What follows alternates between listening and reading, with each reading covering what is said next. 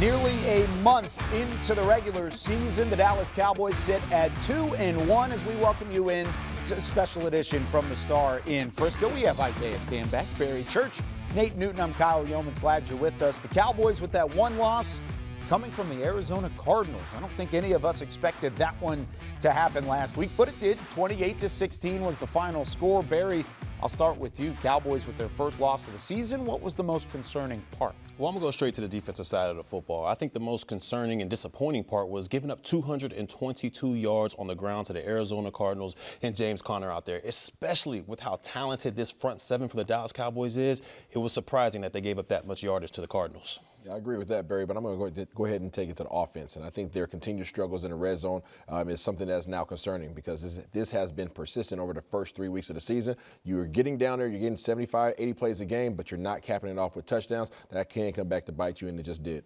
The strength of the team is the defense, and to give up 222 yards, it shouldn't ever happen again. 120 is the most you want to give up per game. And you can hear the sternness in Nate Newton's voice whenever he talks about this defense. You cannot allow that type of yardage on the ground, yet they did. That was a problem last year in 2022. Reared its ugly head again in week 3. I mean, Isaiah, the Cardinals threw some different looks at Dan Quinn's defense, but it definitely shouldn't have had the result that it did. I mean, the issues that were persistent in this game were ones that have shown up in the past. So this Arizona Cardinals offense presented the same type of issues that the Philadelphia Eagles do, and with Jalen Hurts, running quarterback, zone read offense. They really test your responsibility at the defensive end perspective, and a lot of the stunts are really catching these guys in a predicament. Yeah, this was the first time I think this defense got tested against the run. You look at the first 2 weeks, both New York teams kind of went away from that run, fell right into what the Cowboys do best, which is rush the passer. This game, Arizona, they made it their number one priority to rush early and often, and it was able to pay off for them. The Cowboys have got to shore this thing up because we know with that coach coming in, Bill Belichick, he's going to make a concerning effort to expose that rush defense. D-line, fill the gaps so your linebackers can come downhill and make thumping tackles. It's a big thing for this Cowboys offense and defense moving forward, making sure they play from ahead and making sure that the defense can pin their ears back a little bit. Let's talk about the penalties, though, because it didn't necessarily help the fact that they had 11 penalties in the first half. They had 13 throughout the game for 107 yards. I mean, Nate, when you looked at the penalties, that had to be just as concerning as the run defense. Yeah, it is, but I knew going into this game with 3 different guys up on the offensive line that you may have some problems there with the lack of continuity. This week it should be better. Yeah, it's hard to win in the National Football League, especially when you're giving up 13 penalties for 107 yards. It makes it almost impossible. But good thing for the coaches in this situation. I believe all these penalties boil down to discipline and technique, and hopefully this coaching staff can get these guys going right going forward. It's hard to get to your destination when you have extra baggage. Yes, sir. And then those flags are exactly what that is. You just can't have them. They're drive stoppers, they're momentum stoppers, and ultimately they make you lose games. Yeah, it certainly stifled all of the momentum that really Dallas had at certain points throughout that game, and it really put them behind the 8 ball on a number of occasions. And talking about an 8 ball, there's a guy that's like a bowling ball that used to play for the Cowboys, but he now plays for the New England Patriots. Ezekiel Elliott makes his return to AT&T Stadium this week. We'll see what the tailback can do against the Cowboys when we come back. Special Edition, presented by AT&T, is brought to you by your Texas Ford dealers. Ford is the best in Texas. Reliant, official energy provider of the Dallas Cowboys. Blockchain.com. Make your crypto play today. And by AT&T, official sponsor of the Dallas Cowboys.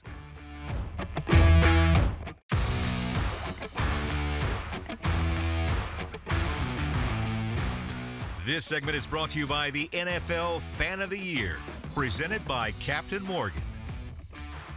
I'm very appreciative. I'm very appreciative for the time, I spent in Dallas. I'm very thankful for, Mr. Jones and the Jones family, drafting me and giving me an opportunity. But, once again, I'm focused on going and getting the win. Ezekiel Elliott, a familiar face, powered by Reliant, as we welcome you back into Special Edition. Zeke's going to try and power this New England Patriots offense on the ground. It's not just Zeke, but it's also Ramondre Stevenson. They have some guys that can tote the rock very similarly to what the Arizona Cardinals did against you, and we just talked about that in depth. But Isaiah, I'll start with you. Whenever you look at this Patriots offense, the way they run the ball, is it very similar to the way that the Cardinals ran it against you last week? No, completely different scheme. I think it's more like the Jets. So from that standpoint, I feel more confident in this defense's ability to be able to negate their ability to run the ball effectively against Dallas. But you still have to do it. I mean, you put some things on film that you've exposed yourself, and you best believe that whatever kind of wrinkles that Coach Belichick and Billy O'Brien can put in to bring out that those weaknesses in your defense, they will definitely instill it this week. Yeah, like you said, Isaiah, this is definitely a different type of running scheme. They don't have to worry about the RPO action that Josh Dobbs had brought with the Arizona Cardinals. But once again, this is a downhill, one-cut type of running system where you got two bowling balls back there as far as running backs are concerned. So this will be another big boy pads. Make sure you strap up your chin strap game for the Dallas Cowboys, because if you don't stop these guys early and often, they'll get rolling, and they'll get rolling fast. As you see right there on that film, these guys have nifty feet. They know how to lean into a run. They know how to finish a run. And like Isaiah said, they can take one step and get downfield. This is going to be a punishing running game. Let's take a look at Mac Jones at the quarterback position, because the Patriots will try and have that balanced attack. But, Barry, when you look at what Mac Jones brings to the table, they may not have a ton in the passing game. They don't have a ton in the passing game. And look, Mac Jones, he might not be the greatest quarterback out there, but he's accurate if you give him enough time out there. So to me, when it comes to Mac Jones, this Dallas Cowboys defense is going to have that pass rush from the first 2 weeks. They're going to have to get after Mac Jones to rattle him a little bit to go out there and force turnovers. But overall, Mac Jones, he may not be the most impressive, but he can get accurate if you give him time. Yeah, he is a great bus driver, and that's what he's trying to be right here. He's trying not to throw the interception. He's trying to get it to the playmakers like Hunter, the big tight end, and that's who he is. He's just a bus driver. Yeah, 2 full seasons in the NFL and even 17-17. I want to hear the quarterback talk about this defense. How do you dissect what Bill Belichick, his son Steve Belichick, do in terms of that defense for the Patriots? Probably a top 5 unit in the NFL. You got to get these guys moving.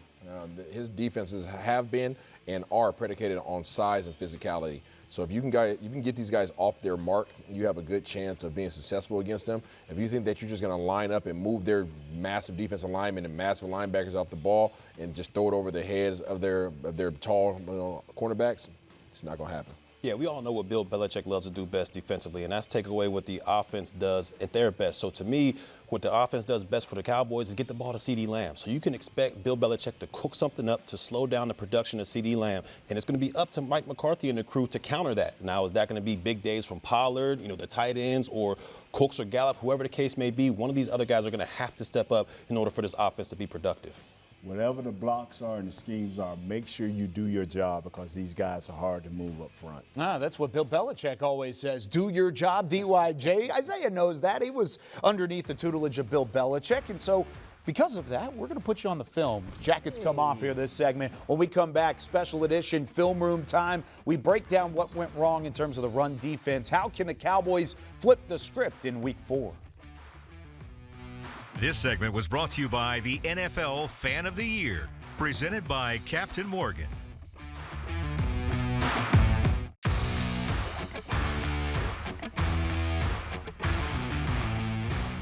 This segment is brought to you by your Texas Ford dealers. Ford is the best in Texas.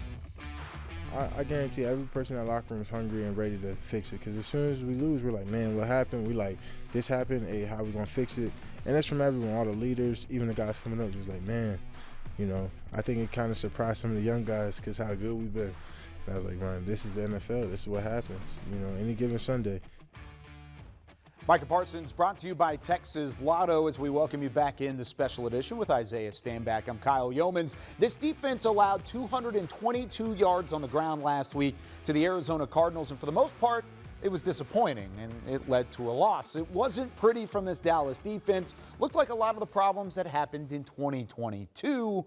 How did they slow this down, and what really happened in Arizona? Yeah, well, we're going to take a look back, okay? I know a lot of times people want to move forward, but if you don't identify what you did incorrectly, it's hard to move forward doing the right thing. So let's go ahead and get the cobwebs off. Let's Shake them all off. Yep. But we have to address the issues that are persistent right now for this rush defense. One of which is against the Arizona Cardinals, you had a running quarterback, okay? When you have a running quarterback, you have to be wary of the ability of him to be able to get out the pocket and make some things happen with his legs. No, right off the back, okay, I want you guys to see the alignments of the defensive line. Okay, we have a man that's coming on right here, taking on the center. All right, then we're coming on the inside, okay? He's trying to cut inside. Everybody was stunting inside. But what happens when you start stunning across the face of guys, now all of a sudden you have guys that can come and they can block you down, right? They can block down on you. So let's go ahead and watch it play out. I'll go ahead and pause it here in a second. Boom, boom, pause it right there, right off the back. You saw this tackle. He did a good job of pulling, okay? But what happens when he pulls? Normally, Micah Parsons would be doing the absolute correct thing. Follow the hip of that lineman. That's usually going to take you to the ball, right? But what happens is when the team that you're going against knows that you have an uber aggressive defensive end, that of which of Micah Parsons, now what happens? Now you leave a gaping hole, and now Dobbs has pause it right there. Dobbs has a two-way go, okay? He can come right here, or he can go outside. Now, a lot of people are saying, what is Donald doing? Stay right there with me, okay? Donald saw this hole. So Donald is now saying, hey, I have to be the one responsible for this hole. Why? Because my teammate and then Curse has the edge. Well, did he really have the edge? He had two tight ends on him blocking him. So now Donald inserts. Boom, he cuts up inside. Curse never gets the edge. Go ahead and play it through. Now all of a sudden you lose containment, and now you have a big play. This is something that has been persistent over the last few years with this defense. When facing running quarterbacks, it has to get shored up. And it's not just the quarterbacks that provide a challenge this week. You're going to see Ramondre Stevenson. You're going to see Ezekiel Elliott. It's the strong tailbacks that also can kind of throw you a curveball or just run straight through the tackles. Yeah, absolutely. So there they were in the gun, right, running the zone read scheme, okay? But Joshua Dobbs, once again, with the ability to run defensive ends, okay, I'm going to go ahead and circle Mr. Fowler right here. He has the responsibility of staying with the quarterback, and because of that, you have to go ahead and make sure you keep your eyes on him when he comes out to the potential bootleg. But again, what are we running into? Stunts. Okay, our line wants to get across the face so bad, and what ends up happening is when you have a responsibility to stay out here with the quarterback, now guess what? There is a huge hole that is present here on the defensive line. Let's go ahead and see it play through. Boom. Pause it right there. Now all of a sudden, okay, we just talked about whose responsibility is this, right? Fowler has to take care of who? He has to take care of Dobbs. But because he has to take care of Dobbs and because his guys are now stunning across the face and going backside, all right, as he's out here, who has this hole? Nobody has this hole. It's ginormous. And now you have the receivers that are able to go up to the second level and get their blocks. And now, again, the running back will hurt you this time around instead of the quarterback. Yeah, and that's not the only time that happened with the Cardinals last week. It's something that they're going to have to really work on moving into this week as well, right? Again, all right, so now that's playing, right? Now we're going to the scheme aspect of things. So now as we come to the scheme, where is Micah Parsons at? Well, Micah Parsons just happens to be right here with his hand in the ground. Not too often you see him with his hand in the ground on the interior line. Why? Because there are two tight ends on the outside, okay? There's a tight end right here, and there's a tight end right here. What is wrong with this picture, Kyle? They are unimpeded. There is nobody preventing them from doing what? Their responsibilities. So being that nobody's on their face, you are literally helping me do my job. Donovan Wilson sitting out here on the edge. This tight end has nobody in front of him, so he has unimpeded access to go up here and seal Mr. Damone Clark. Now you're coming down and you're blocking, you're hooking him, you're coming down blocking everybody else. You're working up to the next level, get that seal, and then you're going to bring somebody across the formation who's going to come up now and kick out the next level defender, which happens to be Deron Bland. See it play out. Boom, pause it right there. Again, you made my job easy. I'm going to keep you outside. I'm going to work up to the next level. I'm going to bring you across and kick you out. And then what do we have? Well, we have a big gaping hole once again because of the strategy that we have on defense. Everybody's slanting away from the direction. I have a defensive end that's staying out in the 9 technique, and I'm expecting my secondary guys to come up and fill holes when there is actually somebody that's responsible for going up there and blocking them. It's making it hard. They have to condense the things down. They may not get the pass rush that they were getting before, but you will at least be able to negate the team's ability to be able to run the ball against you. And the Cardinals presented adversity for that defensive line, for the second level, and really all the way across the Cowboys defense. When we come back, they also challenged Deron Bland quite a bit. How does he rebound in Week 4 against the New England Patriots with a return to AT&T Stadium? This segment was brought to you by your Texas Ford dealers. Ford is the best in Texas.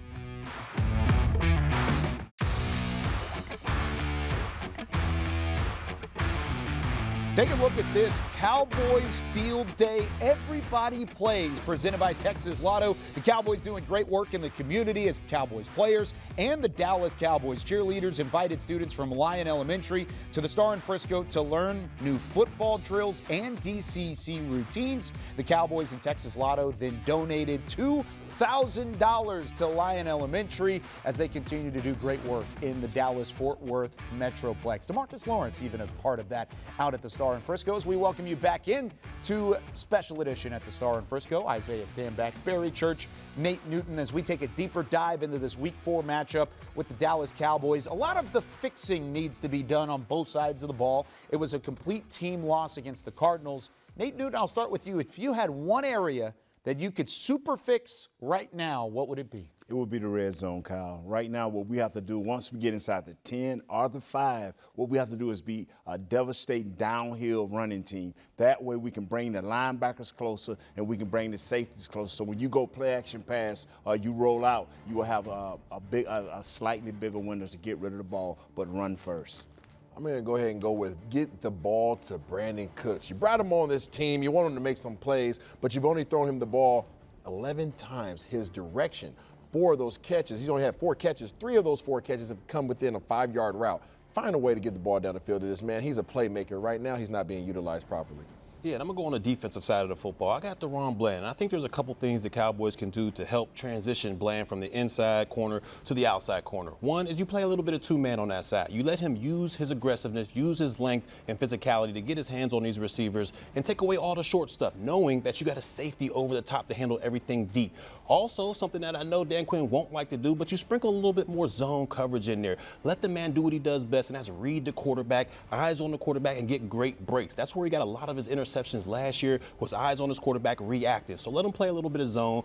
Let a safety or a linebacker buzz underneath to handle all the short routes, the hitches, the slants, the shallows. They can handle all that, and all he has to do is be responsible for the deep half. Now, you can't do this each and every time because it will take away from the aggressiveness of Dan Quinn's defense, and that's how we know he made his bones, and that's what made his defense so special is the aggressiveness. But you can sprinkle these things in to help get the confidence of a young DaRon Bland out on that outside island. And he's not only played specifically on the interior. I mean, he worked outside a little bit last year. He's got to get back to that. I think that's the number one thing right now. Dan Quinn said that he thought DaRon Bland played well on the outside. You turn on the film, you look at it. That might just be coach speak trying to lift the guy up because it was definitely a challenge for him at times. But you've seen it before. It's not like it's unknown with DaRon Bland. 5 interceptions last year. He already has a pick 6 this year. There's plenty to come from the second-year man out of Fresno State. There's plenty more to come here from Special Edition. When we come back, what is on the docket for Dak Prescott in Week 4? What is the keys for 4 in Week 4 when we come back?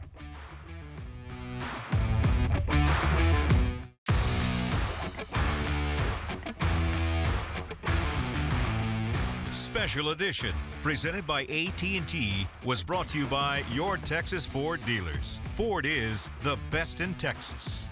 Miller Lite, the only beer of the Dallas Cowboys. And by AT&T, official sponsor of the Dallas Cowboys. Before we wrap things up here on Special Edition, take a look at this. A group of 5 breast cancer survivors got the chance to tour the Star in Frisco on Thursday. They even benefited from a shopping spree at the Cowboys Pro Shop and a couple of the other venues inside the Star District. They also got to meet the team and the Dallas Cowboys cheerleaders before even being surprised with tickets to this week's matchup, 3:25 kickoff between the Dallas Cowboys and the New England Patriots. Back here with Isaiah, Barry, Nate. Gentlemen, give me your keys to the game. How do the Cowboys get a win this week? Try to control the trenches. If you can find a way to control the trenches against this New England defensive line and offensive line, I think you have a great chance. Yeah, with me, it's win the turnover battle. We know this is going to be a chess match between Mike McCarthy and Bill Belichick out there. I think the winner of this game is going to win the turnover battle. It's got to be the Cowboys this week. Be who you are on defense. Be aggressive, be smart, and play your gaps, and you should be okay. You got to be aggressive without turning the football over, too. That's the biggest thing. I mean, it is week 4. We saw Dak Prescott coming into this segment. So I'm going to say 4 has to have his best game of the year to this point. He's going to have to throw around the rock a little bit. You can't rely on the run all the time. So my key to the game, I think Dak Prescott has to have a big-time day against Bill Belichick and that New England Patriots defense. He's done it before. He could do it again. Just remember 2021 whenever he was in the MVP conversation prior to a calf injury. What was the final game where he was in that conversation? Against the New England Patriots. So this should be a fun one on Fox this week. 3:25 kickoff between the Cowboys and the Patriots. For Isaiah Stanback, Barry Church, Nate Newton, and our entire Dallas Cowboys crew, I'm Kyle Yeoman saying so long from Special Edition. We'll see you next week from the Star in Frisco.